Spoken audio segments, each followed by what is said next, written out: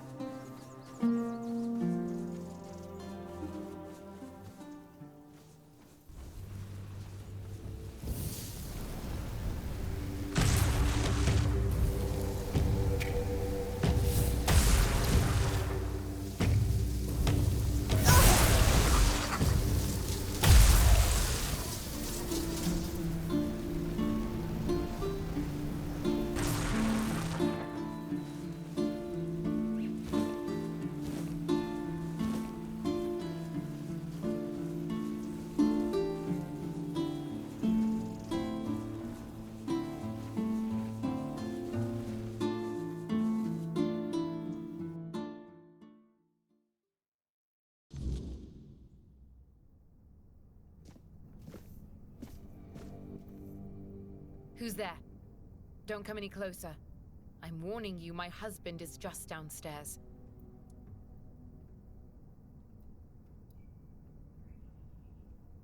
Well, if you're here to rob me, you're going to be disappointed. My husband and I live off the land. You won't find any riches here. That doesn't mean you can waltz uninvited into the first house you see. We live here. Does that satisfy your curiosity?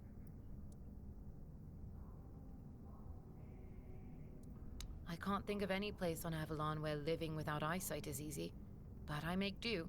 I know my way around the entire area. I've had years to learn it. Besides, my husband takes good care of me.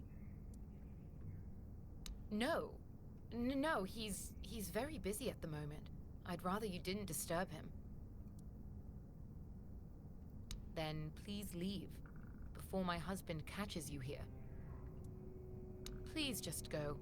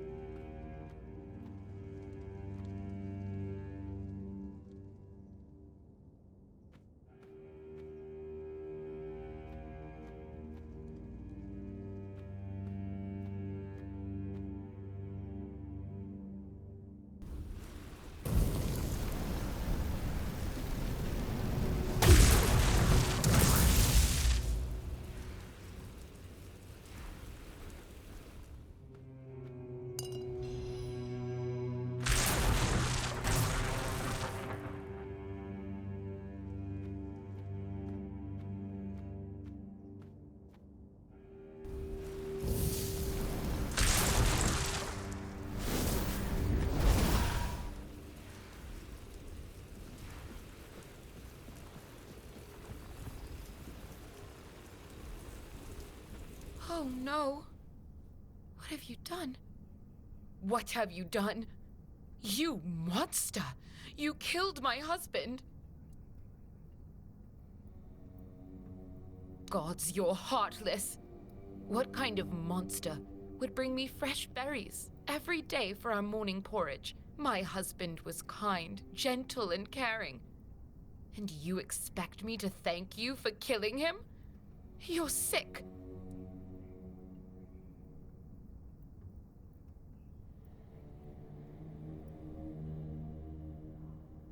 He wasn't impersonating anyone. That was my husband. I'm blind, not stupid. I know who lives in my house.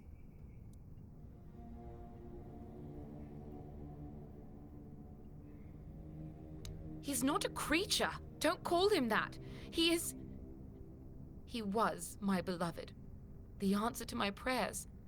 When he showed up, it felt like the gods had finally decided to right the wrong they committed by putting Broden in my path. I finally had a husband who never touched me in a way I didn't want, who never beat me so hard I couldn't get up from the floor. Someone who cherished and cared for me, and whom I could cherish and care for in return. For the first time in my life, I was happy to be a wife. And you took that from me.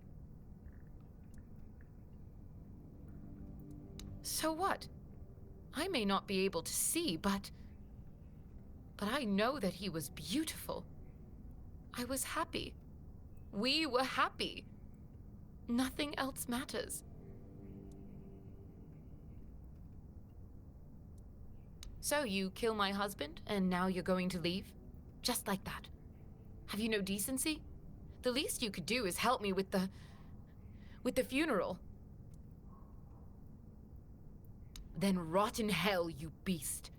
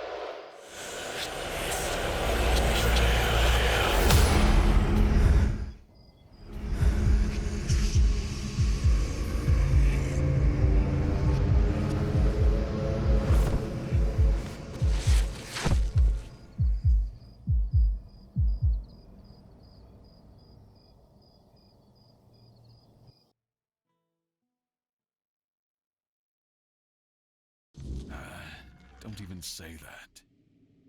Someone comes, lights them in here, and then dies on all watch? People would be at my door with pitchforks.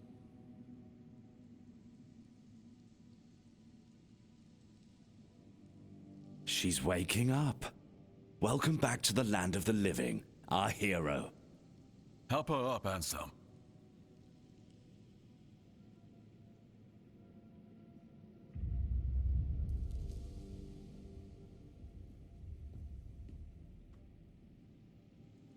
Welcome to my home.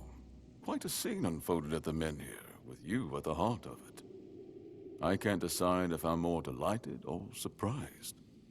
What was it that made the men here react to you? The local men here have been rather lifeless for quite some time. Then you come along, breathe life into what was dead, and, whether you meant to or not, alter the course of our history. That's how I see it anyway. Tell me, do you know what this menhir represents?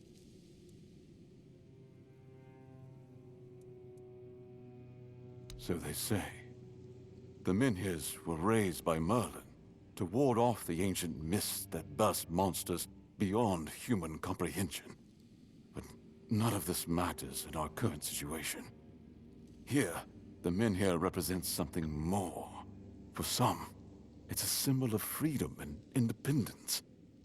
Strength, if you will. It shows that the people of Quornoct, my subjects, can face any challenge, even at the world's end.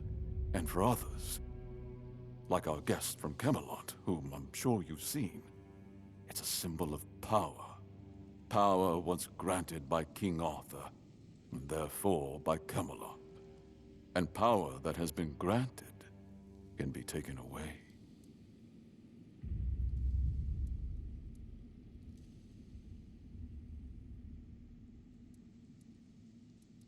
Palamiti's shield, you say?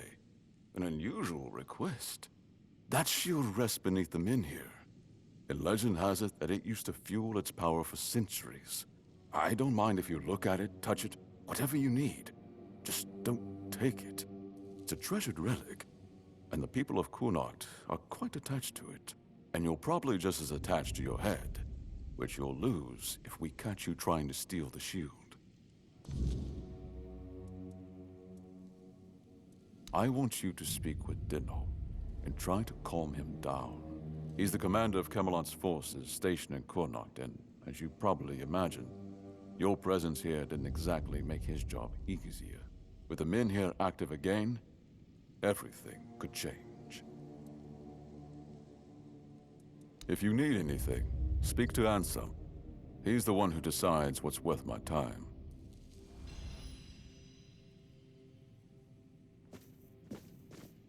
The less attention, the better. You startled me.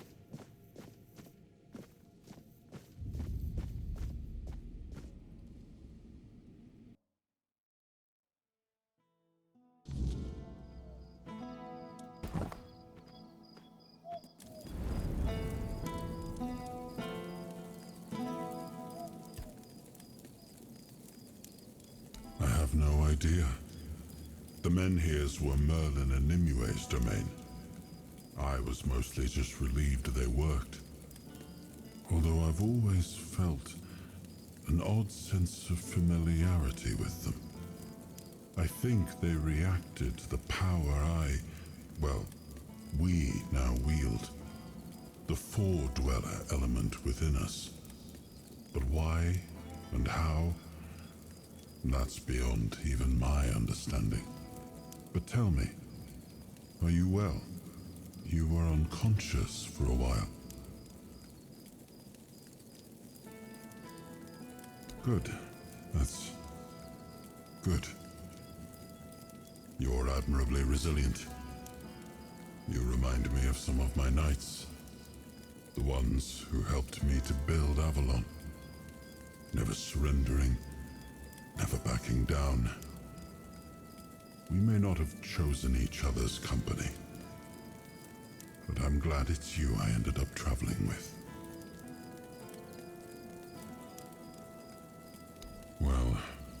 The apple has fallen far from the tree. I don't see the air of Palamedes in him. His ancestor was a ruler devoted to his people. He was even capable of defying me when the situation called for it. I always respected him for that. And Yvain, I see a man trying to please everyone. That is the gravest sin a leader can commit. Decisions are never easy, but they must be made. I see that the current Lord is trying to delay that moment, and I fear it's his people who will suffer most because of his indecision. I know much time has passed. I just hope Palamedes' bloodline wasn't diluted by the carelessness of one of Yvain's foremothers.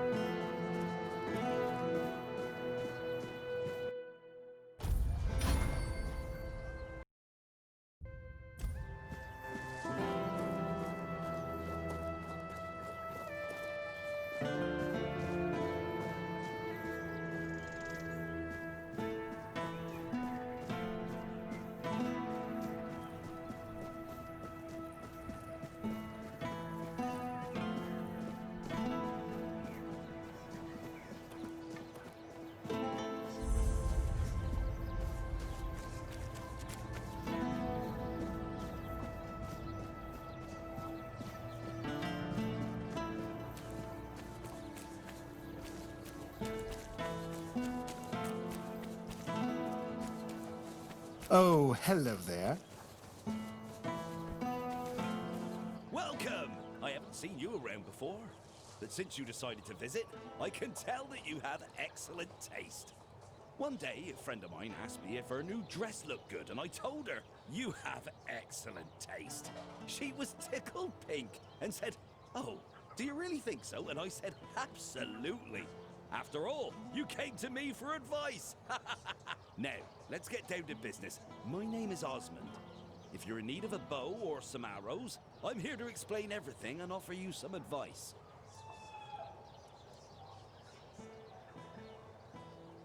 As it happens, there's something you can do for me. I've written a letter to Lord Yvain, a few suggestions on how, in my view, he ought to handle this whole business with Camelot. Figured he could use a bit of advice from someone with strategic sense, a head for negotiation, and a touch of military experience. Would you take it to him? You've got younger legs, and I'd rather not leave my stall unattended. I'll give you a few coins for your trouble. Brilliant! Here you go. Just don't lose it. I've only got the one copy, and I've no mind to write it all out again. Hello. Coming back to me, I see. You must have excellent...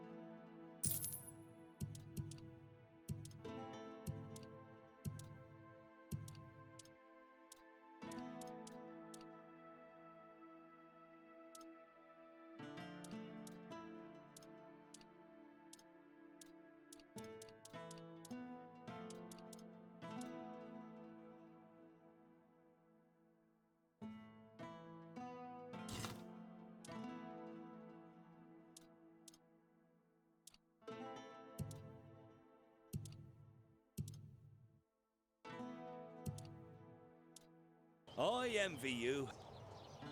Nice to see you.